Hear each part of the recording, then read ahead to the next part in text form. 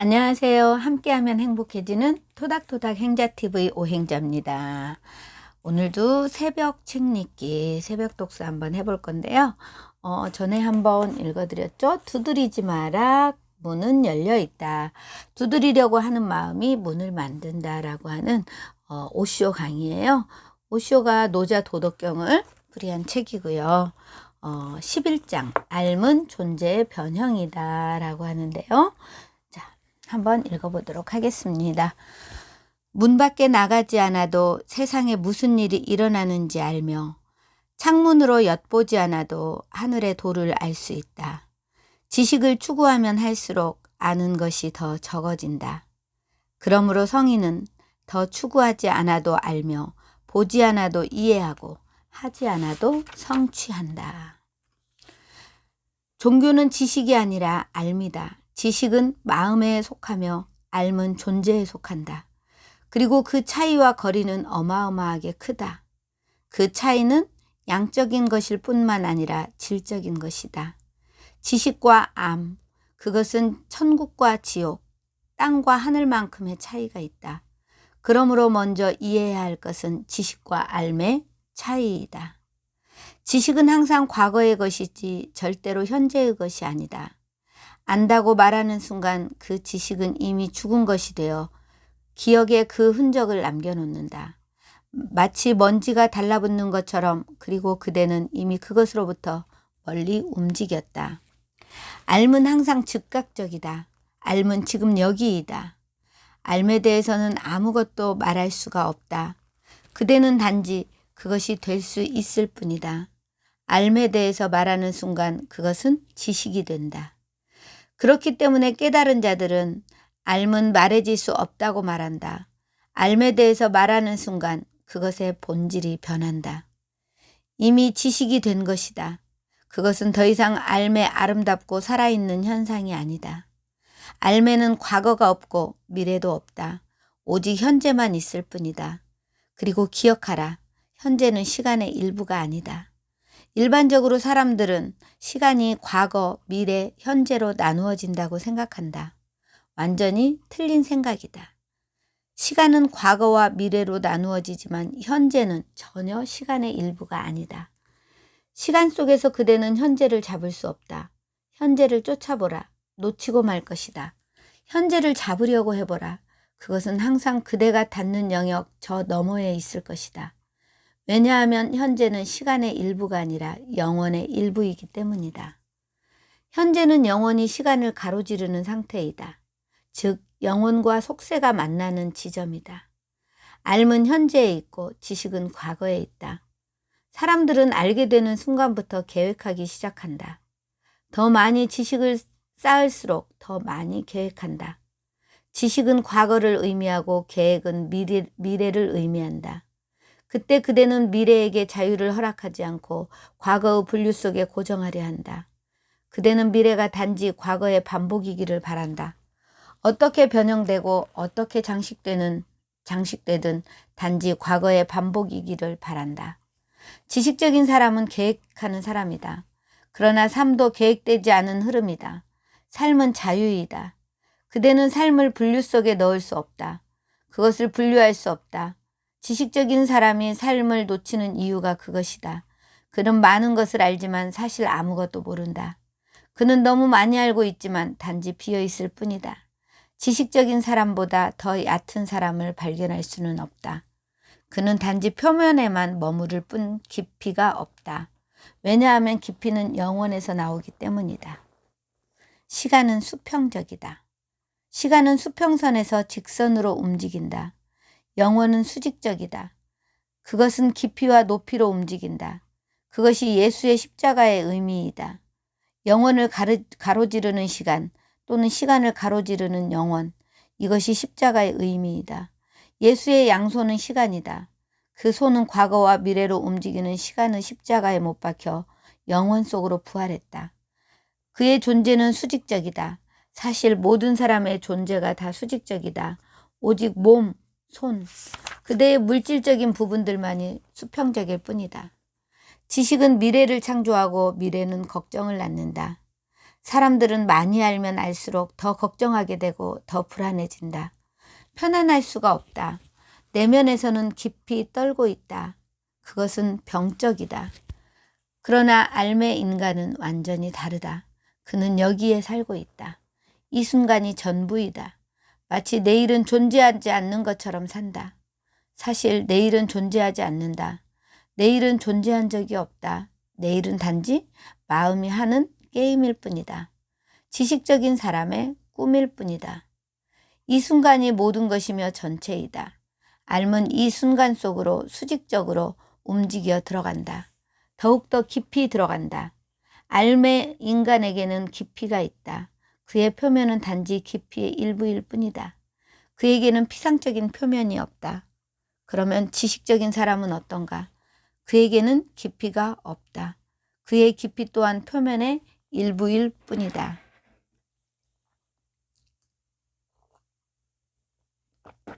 이것은 역설이다. 알매 인간은 알고 있으나 지식적인 인간은 알지 못하며 알 수도 없다. 왜냐하면 지식은 삶과 만날 수 없기 때문이다. 지식은 장애물이다. 유일한 장애물이다. 그것은 이와 같다. 어머니는 아이가 자기 아이라는 것을 안다. 그러나 아버지는 아이가 자기 아이라는 지식을 갖고 있다. 아버지는 오직 믿음만 갖고 있다. 내면 깊숙이 들어가 보면 그는 모르고 있다.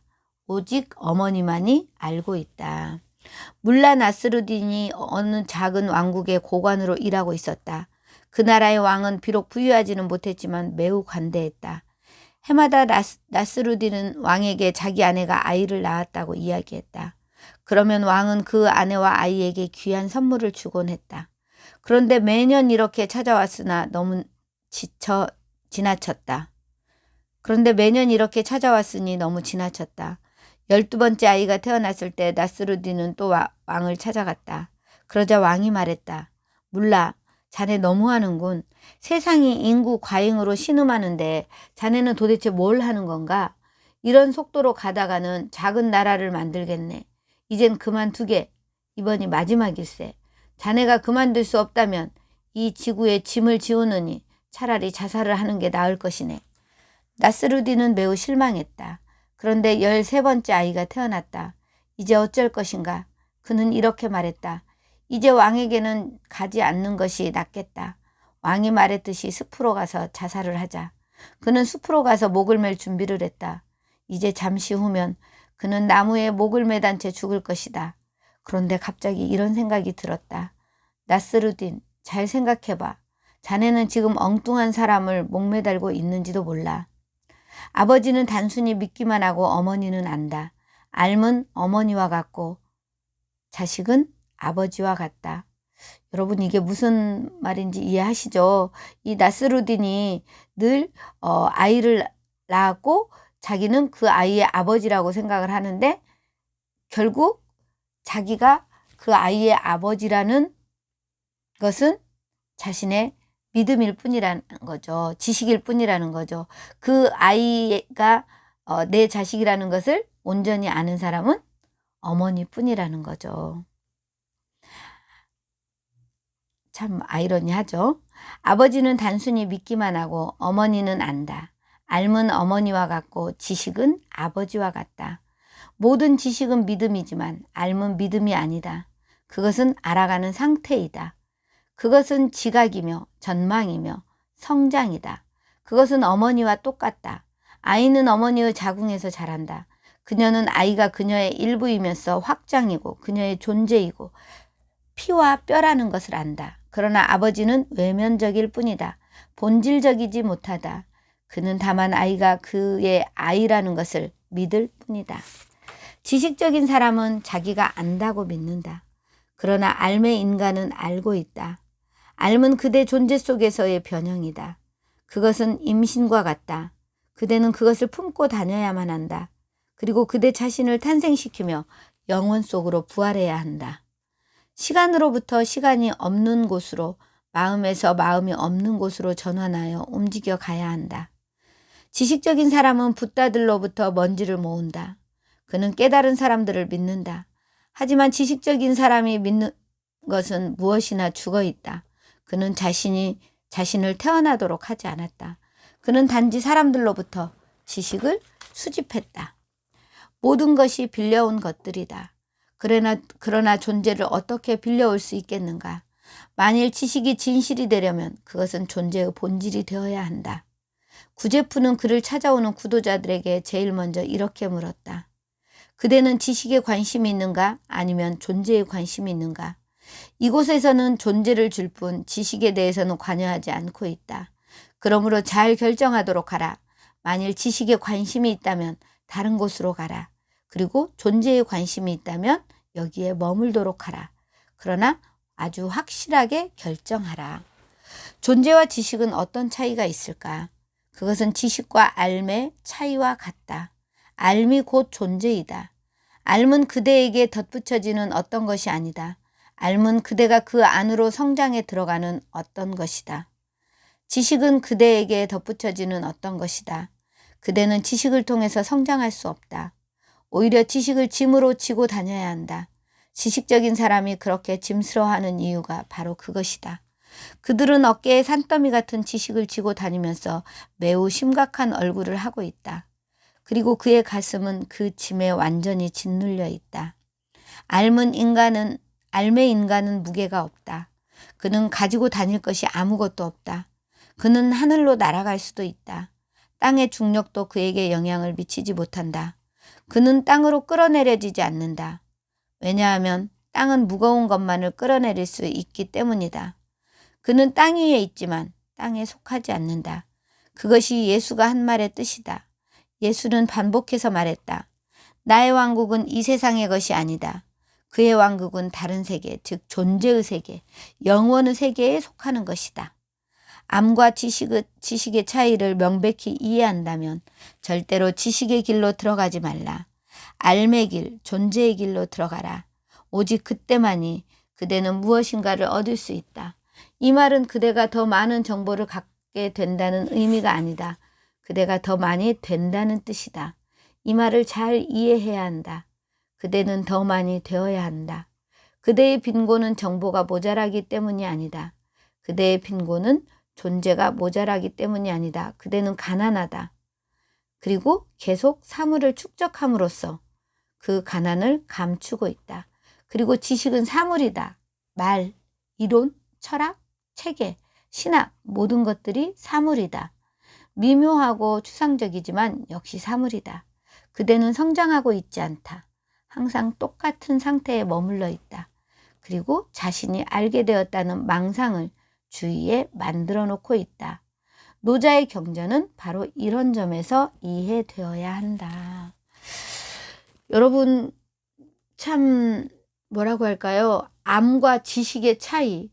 우리는 공부를 하면서 늘 지식을 쌓아가고 있죠. 그런데 그 지식을 쌓은 것이 알미 되어야 된다는 거죠. 그것은 내 몸속에서 소화되어서 내 삶으로 묻어날 때 그것이 진정한 알미 된다는 얘기예요.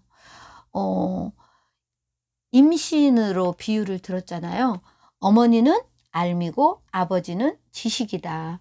어머니는 우리가 내 아이가 나의 분신이라는 것, 나의 확장이라는 것을 정확하게 알죠. 왜? 내가 내 몸속에 내 자궁에 품고 있었으니까. 그런데 아버지는 믿음이잖아요. 지식이라는 거죠. 안다는 거죠. 믿는다는 것이고 저 아이가 내 아이일 거라는 것을 믿는다는 것. 우리가 공부하면서 어떤 마음으로 공부를 해야 하는지 한번 깊이 생각해 보는 그런 내용이었어요. 그래서 오늘 아침 여러분과 지식과 알에 대한 이야기, 지식과 알의 차이를 함께 나누어 봤습니다. 여러분 어떤 마음으로 공부를 하시는지 한번 생각해 보는 시간이었으면 좋겠습니다. 오늘도 멋진 날 되시고요. 감사와 기쁨과 축복이 넘치는 날 되세요.